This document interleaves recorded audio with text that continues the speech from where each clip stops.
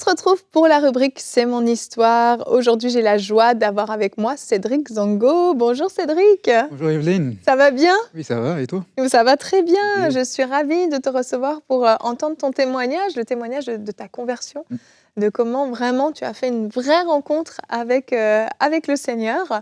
Et c'est un témoignage un petit peu atypique, si on veut, parce que tu vas nous le dire, mais il y a une marche avec Dieu qui commence, mais sans avoir eu pleinement cette révélation. Tu passes un petit peu de la religion à la relation, Exact. Vraiment avec Dieu. Exact. Donc toi, Cédric, tu es né au Burkina Faso, Exactement. d'une famille chrétienne, engagée, pratiquante, grands-parents pasteurs. Et donc, tout naturellement, tu suis finalement la foi de tes parents, c'est ça? Exactement. Je suis né dans une famille chrétienne depuis les grands-parents, les parents et des chrétiens très engagés. Et puis, donc, je suis né dans l'église, en fait. Je suis né dans ça. Et puis, naturellement, comme tout bon parent qui veut que son enfant marche dans les voies du Seigneur. Et puis, mes parents, c'est ce qu'ils voulaient pour nous. Ils nous ont éduqués dans cela. Ils priaient pour nous. Donc, c'était un peu, le chemin était plus ou moins tracé, en fait.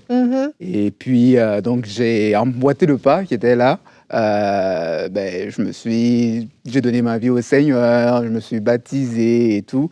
Mais je pense, je n'avais pas bien compris. En fait, c'est plus tard, je réalise en fait que je faisais des choses sans nécessairement bien comprendre le sens en fait de ce que je faisais. Tu vivais pas pleinement. Est-ce que tu arrivais à avoir une relation avec Dieu? Tu priais quand même? Tu lisais la Bible? Comment c'était ta vie à ce moment-là? Oui, j'allais à l'église avec les parents. Je fais la fameuse école du dimanche. Il y avait les trucs, on apprenait les versets, mais c'était comme un peu plus mécanique en fait. C'était plus de la mécanique et la véritable vie en fait, je ne l'avais pas réellement saisie. Donc, j'étais plus dans la mécanique et puis, j'allais lire la Bible, mais j'allais lire la Bible parce qu'on m'a dit qu'il fallait la lire. Ok. Quand tu la lisais, tu vivais rien de particulier? Je la lisais parce que je devais la lire. Mais pourquoi est-ce que je devais la lire et tout ça, je n'avais pas bien assimilé en fait toutes ces notions. Donc, c'était un peu là le portrait du début. C'est ça. Et ça va durer jusqu'à quel âge à peu près cette vie de religion un petit peu, si on veut? Ça va durer jusqu'à mes années universitaires. Oui. En fait, ça va durer jusqu'à mes années universitaires et c'est vers la fin de mes études universitaires que, à la fin complètement, que là, j'ai été interpellé lors d'une prédication et c'était même pas une grande réunion, c'était une petite réunion de mercredi et tout ça. Donc, je suis allé et puis là, le prédicateur, il parlait et puis il expliquait pourquoi est-ce que c'est important. C'était plus un mot d'enseignement, pourquoi c'est important de lire la parole, etc. Je vous mets au défi de... Et puis, j'ai décidé que, ouais, peut-être j'allais le faire, mais cette fois, parce que j'ai envie. Au lieu de le faire, OK, je lis 5 minutes pour dire que j'ai lu, et puis, pour moi, même apaiser ma confiance, en fait. Avant, c'était ça. Mais là, c'est plus, OK, je vais le lire parce que c'est une lettre d'amour de Dieu que Dieu a écrite pour moi. Je vais me l'approprier personnellement. Et c'est quand je suis rentré dans cette habitude, là où cette attitude, plus cette attitude, parce que je la lisais, mais quand je suis rentré dans cette attitude, que là, j'ai vraiment vu des changements se produire. Parce que je la lisais pour moi. Je ne la lisais pas parce que je devais la lire, parce que c'est ce qu'un chrétien fait. Non, je la faisais parce qu'il y avait un sens pour moi, il y avait une importance. Dieu voulait me parler à moi. Waouh! Donc pour toi, ça c'est vraiment un élément déclencheur. Absolument. Finalement, c'est une soif de lire la Bible qui déclenche ça. Et tu vas lire même l'Épître aux Romains. Oui. Paradoxalement, je sais pas, souvent on dit, mettons quand on commence, de commencer par les évangiles et tout. Oui. Mais moi, je commençais par Romains. En plus, le livre le plus difficile du Nouveau Testament. Et puis, OK. Donc, mais ça m'a marqué. C'était comme ce qu'il me fallait. Ça m'a marqué. C'était complexe, mais je prenais mon temps. C'est-à-dire, parce que moi, j'aime un peu me pencher sur les choses, réfléchir, questionner, tout ça. Donc, c'était comme la bonne introduction, en fait, pour mon type de personnalité, en gros. Et donc, ça m'a marqué. Et particulièrement, Romains 5 et jusqu'à Romains 8, là, toute cette portion, ça fait un impact incroyable dans ma vie, et particulièrement quand je me suis rendu compte de l'amour de Dieu. On dit qu'alors même que nous étions pécheurs, Christ est mort pour nous. Et moi, ça m'a marqué parce que je savais à quel point je pouvais être un pécheur. Je connaissais ma capacité, en fait, de faire du mal. Et je me suis dit, mais il m'a aimé malgré ça. C'est-à-dire, il connaît tout de moi, mais malgré ça, on dit, avant même, il est mort pour nous. Et je me suis dit, c'est quel amour? C'est quoi cette histoire, en gros? Et là, ça m'a interpellé. Et là, je suis sorti un peu du Dieu sévère, jugement un peu que j'avais connu par le passé, pour rentrer dans l'amour. Et c'est l'amour qui a transformé, en fait, les choses pour moi. Parce que c'est comme, c'était comme si c'était une autre, c'est un autre visage de Dieu que j'ai découvert, que je ne connaissais pas. Et puis là, je me suis rendu compte, non, tu peux aller à lui tel que tu es. J'ai compris le sens de la justification, etc.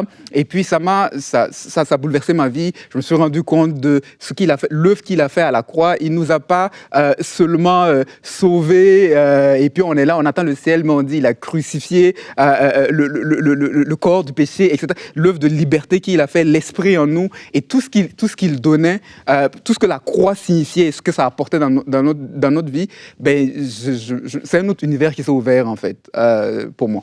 Et ça a bouleversé tout. Et quand j'ai réalisé la profondeur de son amour, en me rendant compte de... Parce que je pense que pour réaliser l'amour de Dieu, il faut se rendre compte qu'on ne mérite pas son amour.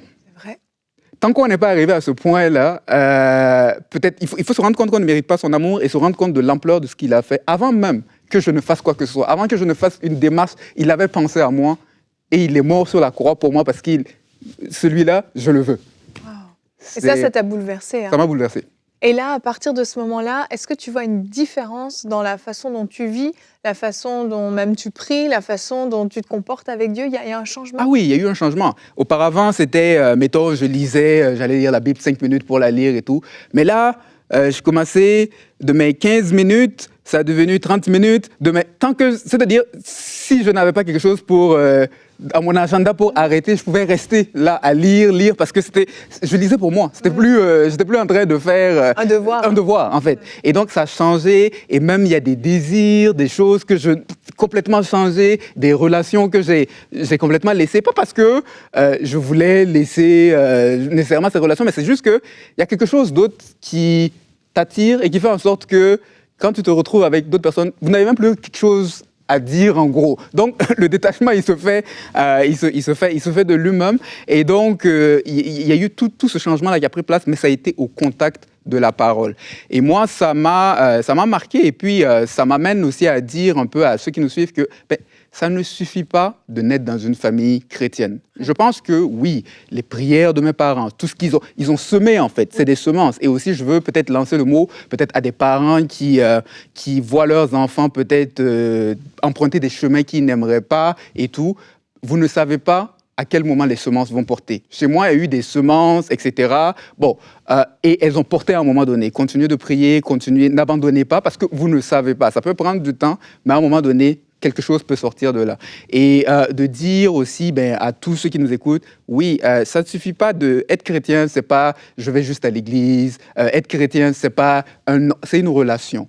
Et à un moment donné, et moi, ça a été ce que j'ai fait par la suite quand j'ai animé des petits groupes. Tout mon focus, ça a été d'amener les gens à lire la parole de Dieu. Parce que de mon expérience, il y a beaucoup de choses qu'on te dit, fais ça, fais pas ça, fais ceci. Le jour où tu vas rentrer en relation avec Dieu, on n'aura même plus besoin de beaucoup te parler. C'est-à-dire que les choses il y a des changements qui vont se faire à l'intérieur de toi, qu'il y a une déviation qui va commencer à se produire, un changement qui va commencer à se produire. Et donc, je veux vraiment encourager tous ceux qui nous écoutent, ne pensez pas que le fait d'être né dans une famille chrétienne, le fait d'aller simplement à l'église, de chanter, etc., c'est ça qui fait de vous un chrétien.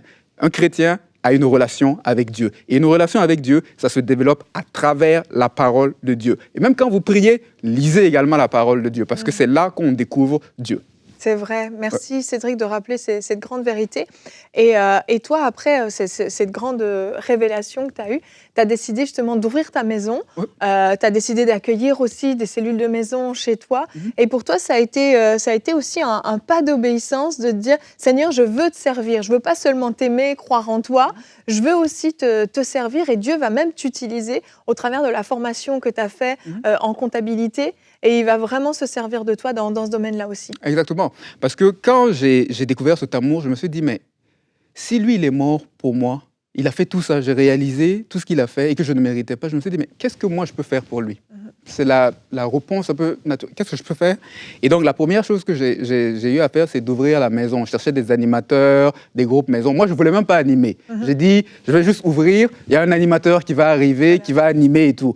Et concours de circonstances, l'animateur ne pouvait plus venir. Et puis là, le pasteur qui s'occupe des groupes dit, faut que quelqu'un le fasse. Donc, et là, j'ai commencé à animer le groupe. Et au fur et à mesure, ça a pris quand même quelques années, il y a eu une personne qui est arrivée dans le groupe et qui avait des problèmes financiers. Et puis, elle a partagé en fait ses problèmes un jour après l'église. On allait manger avec elle, mon épouse et moi. Et puis, elle a partagé son problème et tout. Et puis, je dis, OK, je vais prier pour toi. Et puis, un jour comme ça, dans un temps de prière, j'ai prié pour elle. Parfois, on dit on prie, mais souvent, on oublie. mais cette fois, je me suis rappelé. Oui. Et dans un temps de prière, je priais pour elle. Ça m'est revenu, je priais pour elle. Ah, Seigneur, aide-la dans sa situation. Et il y a une pensée forte qui a traversé mon esprit. Ce n'était pas une voix audible, mais c'était une pensée forte qui a traversé mon esprit, qui m'a dit, il me disait, Cédric, toi, tu es un comptable et tu vas me prier, moi, pour que je l'aide par rapport à ses finances. Là, je me suis dit, effectivement, on a un problème. En fait, tu as réalisé que tu pouvais être la solution. J'ai réalisé que j'avais une responsabilité dans cette...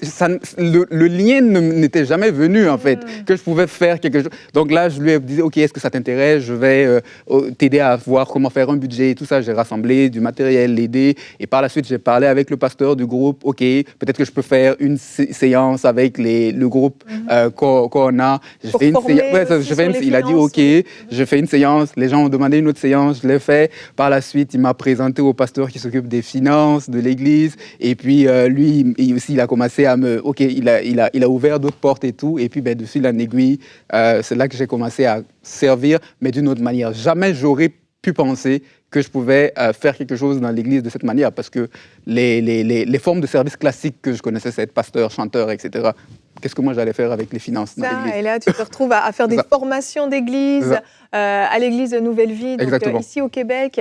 Et Dieu t'utilise vraiment dans ce domaine-là. Tu as pu conseiller beaucoup de personnes, aider beaucoup de personnes, des couples également, même dans la préparation au mariage également, où tu peux, et c'est des éléments hyper importants dans le couple. Donc voilà, c'est vraiment beau de voir comment Dieu a su utiliser ce talent que tu avais acquis sans même savoir que tu l'avais acquis finalement pour le royaume de Dieu. Exactement. C'est magnifique. Merci beaucoup, Cédric, pour ton témoignage. Merci d'être venu nous raconter avec beaucoup d'humilité ton histoire. Mais merci, c'est un plaisir.